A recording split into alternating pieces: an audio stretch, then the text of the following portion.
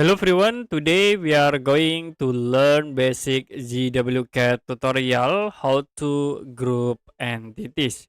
So for example, I will create a rectangle and you can create circle.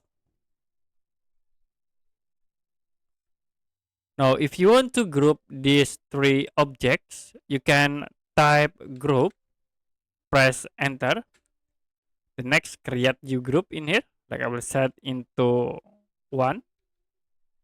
For entities, you can select the three objects. Enter again. So we have this group as the name 1. Click OK. Now if you select the object, it will be convert into a group. You can edit by typing group again. Press enter.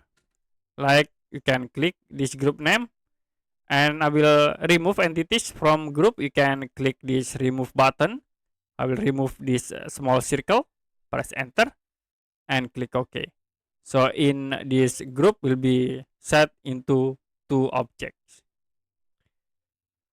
Okay, that's it for basic ZWCAD tutorial how to group.